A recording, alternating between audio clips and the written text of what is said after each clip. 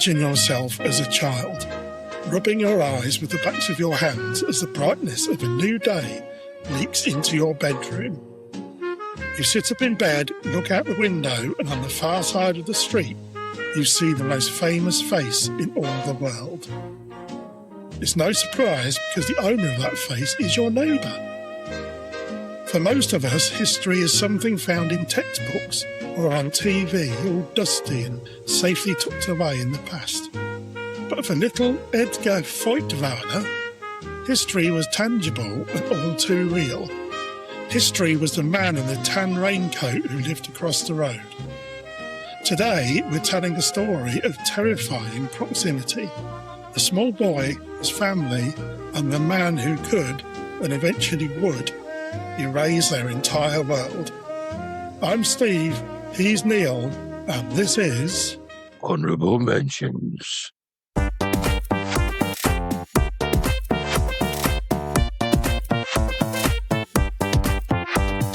Honourable Mentions.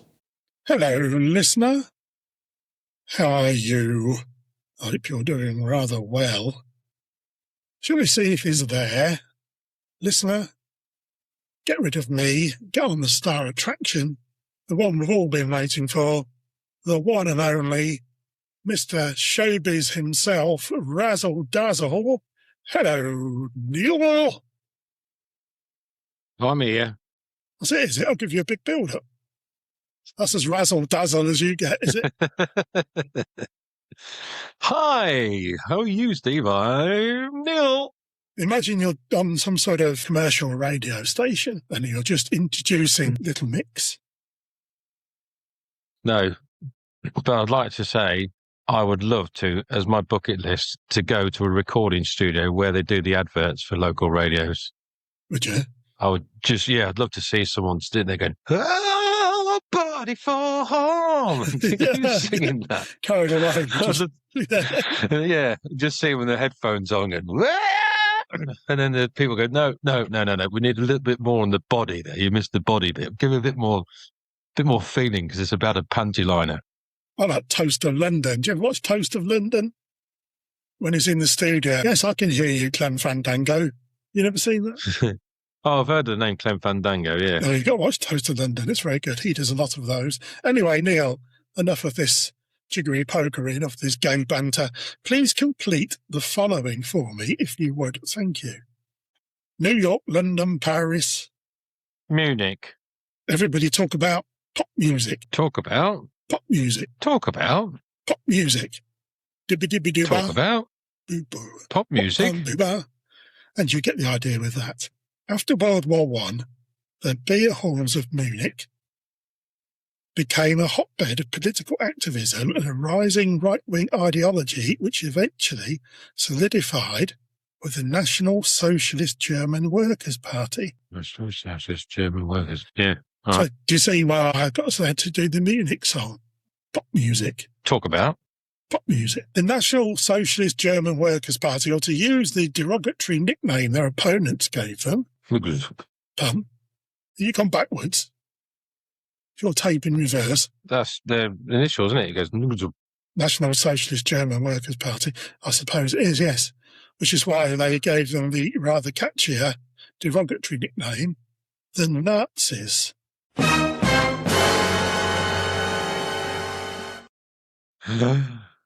Which is an abbreviation of the National Socialists. You're allowed to say that? Yeah. Also, Nazi was a common derogatory nickname in Bavaria for people named Ignaz. And Ignaz was a popular name for peasants used in a lot of jokes to characterise someone as clumsy, backwards, and a country bumpkin type. Much as we would use the name Neil today. Opponents used the term to imply that party members were uneducated, low-class thugs. Right. Much as we would use the name Neil today. It's got it in again. Hello, Neil. Hello. Now, over in Prince Regent's Square, right in the heart... Black Square. That's it. Yes, you know it. Right in the heart of Munich, talk about pop music. Pop music. Right in the heart of Munich stood number 16, an elegant 5-storey apartment building with a sandstone finish. Do you know it well? I know 15 to 17. Oh, but not on the opposite side of the road. Okay. Yeah, but I don't know 16 the other side of the road now. The square is anchored by the Prince Regenton Theatre, a popular venue for the much-loved drama of Wagner. And his ring cycle... What, X Factor? No. X Factor? No, that's a common mistake. You're talking of someone from about 20 years ago who appeared on the X Factor for a short amount of time. I'm talking about Wagner, the composer. Oh, okay. Fair enough. Is that Wagner? Oh, right, okay. Yeah, I think of that. The other ones do sung a few songs. That probably wasn't even Wagner. That's probably someone like Wham or something like that. But I think it might have been. The fountain in the centre of the square pulsed steadily, Neil. Nice. I like a nice steady pulse. And provided a rhythmic backdrop to the conversations of men in sharp-collared trench coats and women draped in heavy furs. But it was number 16 and his SS Guards that drew the eye. SS Guards at the house? And that's because number 16 in Prince Regentenplatz happened to be the private home of the leader of the National Socialist German Workers' Party. From the second-floor windows, Adolf Hitler could look out over the whole square. Adolf Hitler? Adolf Hitler. Adolf, as the Americans will call him. He saw the deep crimson of Nazi banners draped from balconies, which colour clashed against the muted greys and creams of the masonry. Then he go, oh, these flags clash. Take them down or take the building. He did, yes. He watched the neighbourhood residents walk by with their heads down, trying not to catch the eye of his SS Guards, and he'd have heard the distant rattle and chimes of tram cars, barking dogs and shouted orders, the crack of flags on flagpoles, and the rhythmic clack-clack of jackboots on the cobblestones. Clack, clack, clack, clack, clack. So what I've done there, Neil, is I've given you an overall description. Not only described the place, but I've also gone through the sounds to give you a feeling. What about chirping of birds? They wouldn't have been chirping birds. They'd have been doing the goose step because they were birds. Well done. And soon the Fuhrer would have been familiar with a little boy called Edgar Feuchtwanger. Edgar what? Feuchtwanger. Feuchtwanger. Feuchtwanger. Wagner. Oh, okay. Feuchtwanger. I'm not German. Who lived across the way with his well-off middle-class family. Oh, lovely. The boy had dark hair kept in a neat, short-cropped style, but not mine. Oh. Combed to the side, unlike mine. He wore a kind of clothing all his friends wore at the time, lederhosen or wool shorts, collared down button shirt, sometimes paired with a knitted sweater or a small blazer, sturdy leather shoes and calf-high wool socks. Which? Edgar didn't stand out at all. He looked like any other good German boy of the period. I told you that stuff was coming in. Keep on what periods? No, the look that Edgar was sporting there. Oh, yeah. Well, you always wear long socks. I always wear long socks with my lederhosen when I go to the shops. And my button-down shirt and my tight little blazer. Weird. This is all well and good.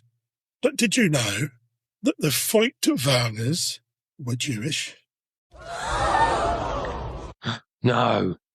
And there they were, living as neighbours. Opposite Mr. Adolf Hitler. As if they were some sort of sitcom. Edgar's parents called him Borschi, which means little fella or boy. Borschi. Borschi. He was born in Munich on the 28th of September 1924 into a time of poverty and political turmoil in post-First World War Germany. Who was? This boy was? This boy was, yes. Well, 1924, Edgar. so he'd have been about the right age for the war then, wouldn't he? Edgar. His father, Ludwig, was a publisher and lawyer, His mother, Erna, was a pianist, and his uncle was a famous novelist. Ooh, Stephen King. You're close. It was Agatha Christie. But you're close. Okay. Despite the times, the family was doing well enough that they employed a chef and a nanny. A chef and a nanny, yeah. They lived at 38 Grillpartnerstrasse. I think that's pretty good German. That was pretty good German. Grillpartnerstrasse. That sounds proper German, doesn't it? Which, after October 1929, when Edgar was 5, enjoyed a direct diagonal view across the second-floor flat of their brand-new neighbour, Adolf Hitler. Mr. Adolf Hitler. And they could watch him eat his Pop-Tarts and glue fur balls coughed up by the local cats to that bit under his nose there. Yeah, that bit that went straight down under his nose. Yeah, I wonder what that was. Yeah, that's what he used to do. It was his hobby. All right. If the windows were open, they could hear him repeatedly telephone the Albert Hall to demand the return of his testicle. Yes. Well, they've got to keep that, haven't they? I think it's still there, isn't it? Perhaps our man from 3 or 4 podcasts ago wanted to eat everything. He's perhaps eating Hitler's bollock. Hitler's spare ball. Because famously, of course, he only had one ball, and the other was in the Albert Hall. In the Albert Hall. So he may have only had one ball, but he had 9 rooms in this corner building, Neil. Why did he need 9 rooms? That's just pure greed. Well, That's what it was all about, wasn't it? It's long balconies. His staff moved in with him too, and before long, high-ranking SS officers and general ass-kissers were flocking to the flats nearby. So they're trying to build the area up a bit. Now, are you ready? Because we are going to wibble-wobble. We're going to wibble-wobble back through time now to 1923. 1923, let's go then. Ready? On the evening of the 8th of November, this is 1923 right now. Yeah, know it well. Adolf Hitler had tried to come to power in Munich in what was called the Beer Hall Putsch. Beer Hall Putsch? Putsch. Push. P for Papa. Yes. P for Papa. Putsch. The Beer Hall Putsch. With his notorious brown shirts, he stormed into the Bürgerbräukeller beer hall in Munich. Yeah. Bürgerbräuker. Told everyone that the government of the German Reich was dismissed and called for a revolution. The push failed, Neil.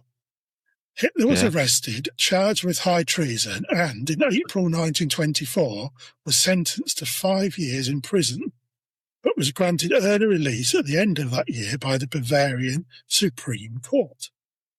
That was nice of them. While incarcerated, he started work on his book. Well, Mein Kampf. Mein Kampf. Was it? Which translates into English as... My book.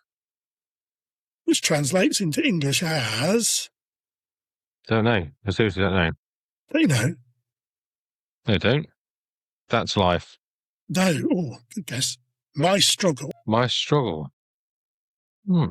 So you were struggling a bit, Mr. Adolf Hitler. It's not a self-help book. He was talking about my struggle to impose my political beliefs upon my country. Oh, okay. So did he actually write Mein Kampf himself? That's a good question. Some people say he dictated it to someone else who wrote it down. It could have been a collection of a few different minds coming together, but it was certainly published in his name. So, yes. Yeah. I asked someone if I could use their dictaphone, and she said, no, use your finger like everyone else. Blow the cobwebs off that joke before you even come out and say it. In the Feuchtwanger household, Neil, and among their social circle, Adolf Hitler, to give him his full title, was spoken of as a ridiculous figure because of his failed coup d'etat. Yeah, and his stupid moustache, I think. His stupid moustache, yes, and his fondness for Pop-Tarts. People believed he was nothing more than a temporary phenomenon, a flash in the pan. Well, he was in kind of a way, wasn't he? In the grand scheme of all of history and time, yes, but they were thinking that he was no more than a little irritant and that he was never going to go anywhere. Do you remember Edgar's novel-writing uncle, please, Neil? Agatha Christie. Well, I must have told you a little fib there.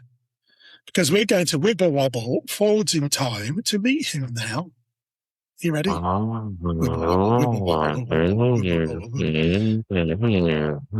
Now, I said his name was Agatha Christie, didn't I?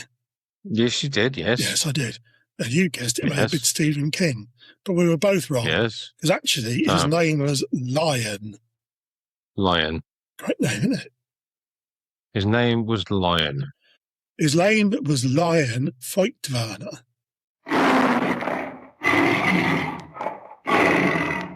Lion must mean something else in German. Well, it's a Jewish. I think it might come into the Jewish one rather than the German one here. Well, I'd imagine, whatever. but I don't know. His name was Lion, and one of the books he wrote was a best-selling satire called Success, which was published in 1930. In it, he lampooned Hitler as an hysterical man named Kutzler, who tries to seduce the people with nationalist ideas, but ultimately fails. And this is quite poignant for our current times. Yeah. In later life, Edgar remembered of his uncle. Although he regarded Hitler as very dangerous, he saw him as someone to be made fun of. Hitler was supposed to continue as a ridiculous figure, and then would somehow disappear from the scene. Shall we see how that panned out? Yeah, please. Yeah, I don't know how much you know about this part of history now, but spoilers may lie ahead. When Hitler became Reich Chancellor in 1933, it was a matter of luck that Lion was on a reading tour in the US of States. And luckier still... reading tour? Yes. Could be a Reading tour. Tour in Reading. That's probably about more like it. He could have gone to Reading in our country and then looked at Reading in America, and then he was coming home. Just walk around the streets going, great to be here. Yeah. The Leeds Reading Festival. Could have been playing that. Oh, he could have started it. And then he went over to America to do it there as well. I think that's probably more. Yeah, so Lion was on a Reading tour in the USA, and luckier still that the German ambassador of the States was not a Nazi. No, that's lucky. He was the guest of honour at a dinner hosted by the ambassador on the 30th of January 1933, which was the same day Adolf Hitler was appointed Chancellor. They must have had Ferrero Rochers. Yes, they must have had Ferrero Rochers. Because it was the ambassador's favourite. And they were spoiling them with them. The ambassador realised immediately that Lion couldn't go back to Germany, for he would be killed. While he was on his American tour, his house was ransacked by Nazi government agents who stole or destroyed many items from his extensive library, including invaluable manuscripts of some of his projected works, and in the summer of 1933, Lion Feuchtwanger's name appeared on the first of Hitler's lists of Germans deprived of their citizenship and rendered stateless because of his disloyalty to the German Reich and the German people. Yeah, whatever, Hitler. Get you out your ass. Lion had predicted and written about many of the Nazis' crimes, and even before they came to power. So Hitler considered him a personal enemy, and the Nazis named Lion as the enemy of the state. Number one. He was the very first one. No, that means he was the very first one, but it means he was the big one. He was the go out and get him. I'm an enemy of the state, number one. Don't know if you saw what I just did there. It's like in your Americas, of course, they had public enemy number one. So you had people like... Did they ever get to number one? Public enemy. I don't know whether they did in America. But in America, they had public enemy number one. So you had people like John Dillinger and Babyface Nelson and Pretty Boy Floyd and those sort of people. Cassidy and the Sundance Kid. Well, they were a bit before. But yes, those sort of people were public enemy number ones. So think of him like that, Neil, please. Okay, I will do. The Green Goblin, he'd have been one of them as well, wouldn't he? He would have done, in fact, so it makes it easy for you to remember, yes. Now, as Lion was enemy of the state number one, all the while his brother and family were living as Hitler's neighbours. It was October 1929 when the Feuchtwangers first noticed that they had a new neighbour, and it was all because of one banal little incident. Oh. Would you like to guess what that was? He saluted them instead of doing the Heil Hitler. No, this is how they first noticed they got a new neighbour in the first place. I'll give you a clue. Hitler would have probably used it on his Cocoa Pops. He would have used some Cocoa Pops. Yes, it would have turned it brown, his Cocoa Pops. Milk. Their morning milk delivery went missing. Ah.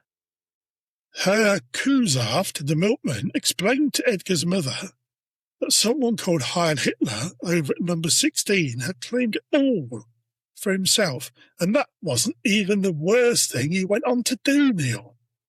Yes, dirtiness, isn't it? Edgar would walk to and from school every day and pass directly outside the home of Hitler's personal photographer, Heinrich Hoffmann. That name rings a bell.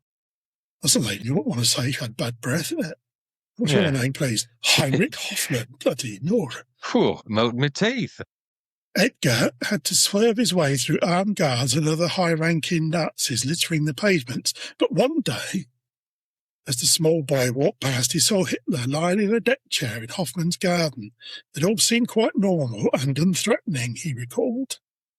Yeah, you imagine you would think. You just saw the leader of the Nazi party laying in a deck chair. Well, this looks quite normal. Yeah, there he was, just laying in a deck chair enjoying the sunshine. It was in 1933, when Adolf Hitler was now Reich Chancellor, that Edgar met him face to face for the first time. Edgar said, down from Prince Regent Platz you could go out onto the meadows and get some fresh air. Mm-hmm. Once, when we were on our way, Hitler had just come out of his house. There was a car that he obviously wanted to get into, and he saw that we had stopped to let him pass, and he thanked us. Until then, the closest Edgar had ever seen him was in that garden deck chair. Now, here he was, the Fuhrer himself, standing right in front of him. Edgar says he was actually just an ordinary person. There was nothing special about him. Hitler didn't know who he had just thanked. He saw a woman with an ordinary-looking small boy, unaware that that boy was Jewish, let alone the nephew of Lion Feuchtwanger, public enemy of the state number one. Number one. If he'd have known all this, Edgar said, he would have done something without a doubt. I'm sure we'd have all been killed in Dachau. Meanwhile, while one Feuchtwanger was having his hair tousled by the Fuhrer, another had decided to leave the USA and return home. Yeah. He and his wife Martha settled in the south of France, but when France declared war on Germany in 1939, Lion, as a German national, was interred in a prison before being released, only for the Germans to invade France in 1940, when he was captured and imprisoned again at the same place. Luckily, they never did quite realise they had Hitler's least favourite best-selling writer of Nazi diss tracks. Right under the noses. Along with all the other prisoners, Lion was moved to a makeshift tent camp near Nîmes. I'm saying that right? Yes, his name's, yes, you're right, it's his name. N-I-M-E-S. From there, he was busted out by Martha, smuggled to Marseille, disguised as a woman, moved through Spain and Portugal, and eventually returning to become a naturalised citizen of the United States. USA, man. For you. Yeah, So he left that one well, didn't he? He left the United States, got into a bit of bother, a bit of a scrape, and then ended up back there, but with his wife. Literally walked past Hitler in the street. No, you're not keeping up with this, are you? This is Lion. This is his uncle, the author. Oh, his uncle, yes. Sorry, yes. Not Edgar, the author. The small boy. Okay. Fair enough. Yeah, right. You keeping with it? Yep. Yeah, I'm here, yeah. They've all got similar names. But back home in Munich, So we're back home in Munich now. Edgar's parents spoke of nothing but politics and their danger now posed by their neighbour. Who is? Who's the neighbour? Bloody Nora. Their neighbour was Adolf Hitler. Oh, of course it was. Sorry. Yes. Yeah. Do you remember him? Yes, I do remember him. Adolf. Mr. Hitler. Who does he think is kidding? They noticed there was no dissenting voices anymore. Now people only stopped in front of the Fuhrer's apartment to throw out the straight arm and shout, "Heil Hitler!" Really? And the hustle and bustle of the square would always snap into an instant silence whenever a motorcade arrived or left, because it could be him. Or another neighbour. It doesn't really say who this neighbour was that was causing him problems. It could have been Mr. Robinson from down the road who was posting his bags of dog poo through their letterbox. But we're saying it was Adolf Hitler. Let's go with, I think this was a safe option. But Neil. Yes, Stephen. Hello, Neil. Bonjour. In retrospect, do you know what really got stuck in their goat? Stuck in their craw, curdled their cream, flicked the underside of their dangly ball bag? Peed on their chips? No, I don't. It was how drab it all was, how normal, how routine. Yeah. The Feuchtwanger family looked out from their window and they saw an ordinary man and neighbour. There were no thunderclaps, no bellows of evil laughter, just some bloke who, yes, had a private SS guard, but also had a silly moustache. He'd have had to wipe his bum, he'd get annoyed when he dripped cocoa pot milks down his clean shirt.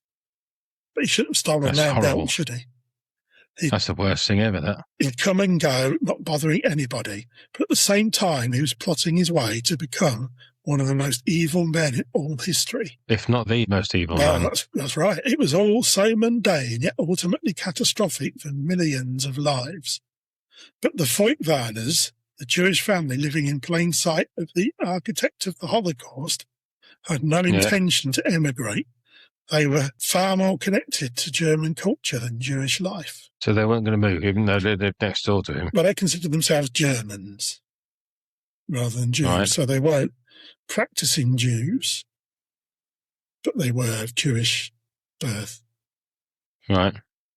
Then, Neil, if you're still with it, then in 1935, things took a bothersome turn. Go on, what's happened? Laws were passed that banned Jews from being employers. So Edgar lost his nanny and the household lost their cook, who was a dear friend. They were also forbidden to enter shops, and Ludwig lost his job at the publishing house. Dear, dear. Edgar said his school teacher was very pro-Nazi. When he was 8, he drew a huge swastika on the first page of his school exercise book because he wanted to do what she told him and he wanted to fit in. She dictated poems and had the children write birthday greetings to Hitler and make drawings of the true map of Germany, including the regions that the teacher said had been stolen from them. Of course, she was brainwashed, wasn't she? So the Sudetenlands and that sort of stuff that he later went and helped himself to. In later life, Edgar told a reporter, Jewishness didn't play a big role in my life before the rise of the Nazis. It did with my father's because my grandparents were Orthodox Jews, but by my time that had completely faded away. I didn't know much about it. Hitler turned into something, and I didn't really understand it. Back then at primary school, I was like the other children.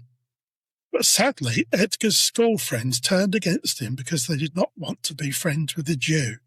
His parents didn't want trouble, and they instructed him not to fight back.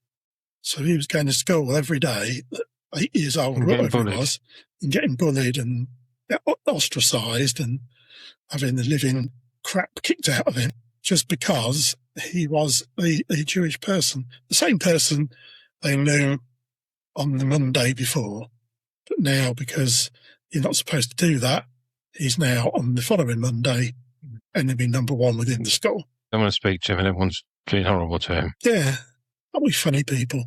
Then, Neil, On the nights of November the 9th and 10th, 1938, everything ratcheted up another notch when all across Germany, annexed Austria and the Sudetenland, roughly the Czech border with Austria and Germany, that's what that is, there was a wave of intense anti-Jewish violence recorded in history as Kristallnacht, referring to the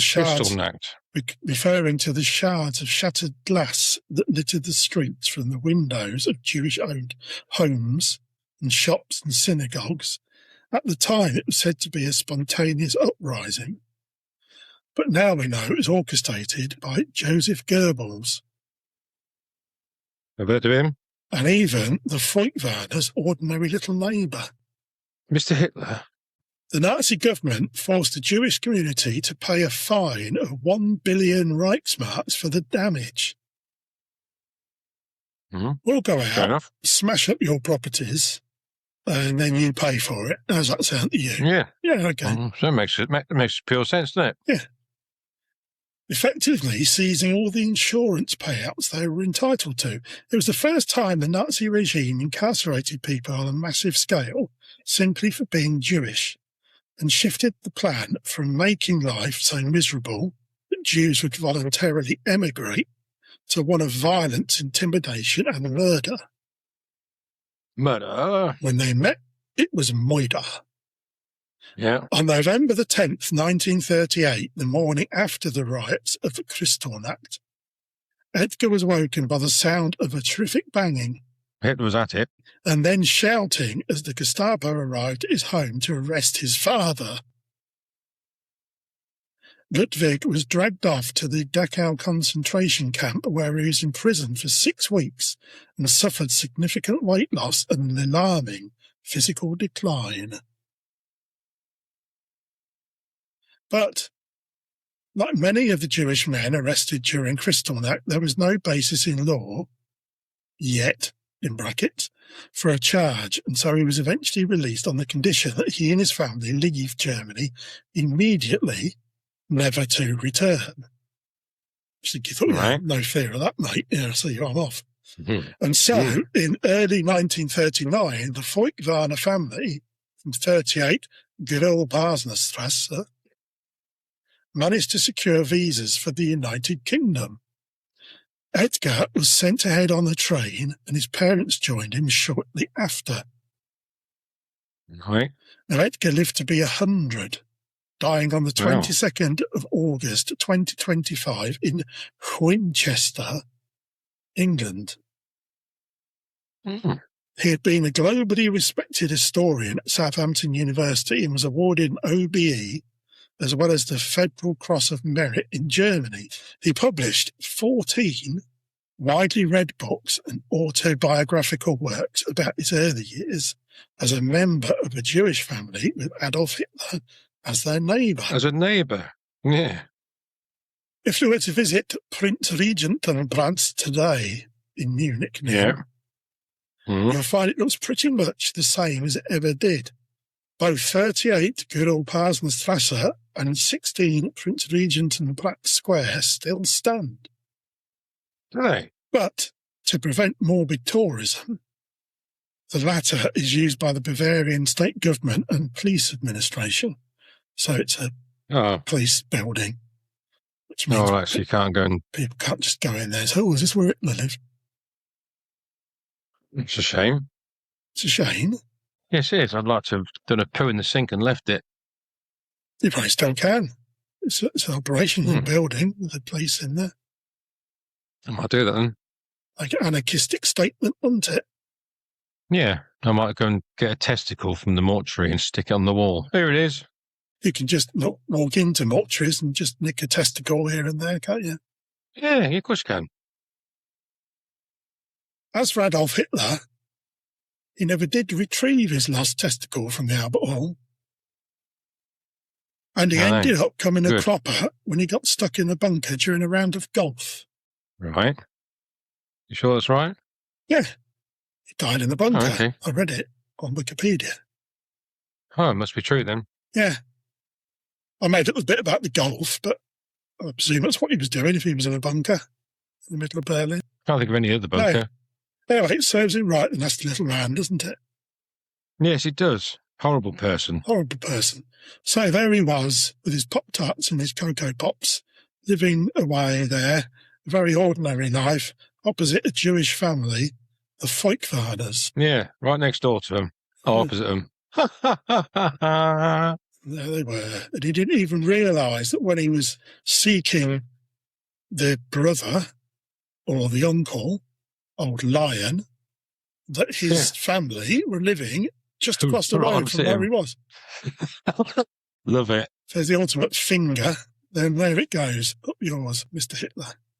So, what did you think to that, listener? A very entertaining episode all about the Feuchtwanger family. Quite interesting. You got there in the end, I thought I like the fact that he was searching for this bloke and his family were literally over the road from him. Yeah.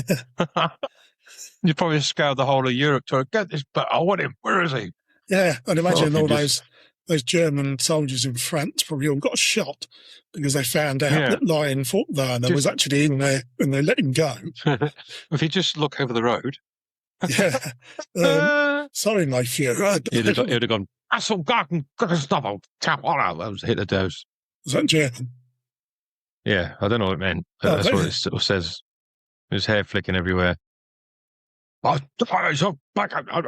She's Nuremberg Rally Hitler, is it you were doing there? Yeah. Okay.